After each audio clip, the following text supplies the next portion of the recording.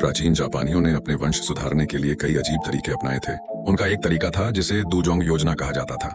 सबसे पहले यह जानना जरूरी है कि पुराने समय में जापानी लोगों की ऊंचाई बहुत कम हुआ करती थी। उनकी औसत लंबाई लगभग 1.4 मीटर, लगभग 4 फीट 6 इंच थी। इसी वजह से चीन के लोग उन्हें वोरेन यानी नाटा लोग कहते थे। यहाँ तक कि जापान के प्रसिद्ध सेनापति भी बहुत छोटे कद के थे। टोकुगावा यासु की लंबाई सिर्फ 1.5 मीटर थी। होंडा तादाकात्सु की सिर्फ 1.4, तोयोतोमी हिदेयोशी की भी करीब 1.4। इसलिए जापानियों ने सोचा कि अगर वे चीनियों के साथ संतान पैदा करें तो बच्चों की लंबाई और शरीर बेहतर हो जाएगा। तो फिर दुजोंग योजना क्या थी? दक्षिण सोंग काल की छिंगबो जाजी में कई जापानी व्यापारी जहाजों में सिर्फ औरतों को चीन भेजते थे। ये औरतें व्यापार करने नहीं आती थीं, बल्कि चीनियों से संतान उत्पन्न करने के लिए लाई जाती थीं। वे पहले चीन के सरायों या अतिथि गृहों में रुकती, फिर जापानी लोग उन्हें स्थानीय पुरुषों से मिलवाते थे। चूंकि चीन के पुरुष लंबे और ताकतवर माने जाते थे, तो जापानी कुलीन वर्ग चाहता था कि उनकी औरतें उनसे गर्भवती हों। जब ये औरतें गर्भवती हो जाती तो उन्हें वापस जापान भेज दिया जाता था। उनके बच्चे अक्सर लंबे और अच्छे शरीर वाले पैदा। इस वजह से जापान में ऐसी औरतों को बहुत सम्मान और लोग उनके माता पिता गर्व से कहते, मेरी बेटी के पेट में स्वर्ग देश चीन के आदमी का बच्चा है। बच्चा पैदा होने से पहले ही स्थानीय रईस या सामंती नेता उस औरत से शादी कर लेते थे। अगर लड़का पैदा होता तो वह परिवार का उत्तराधिकारी बनता। अगर लड़की होती तो बचपन में ही अमीर घराने उससे शादी के प्रस्ताव भेज देते। कहा जाता है कि इस दुजोंग योजना ने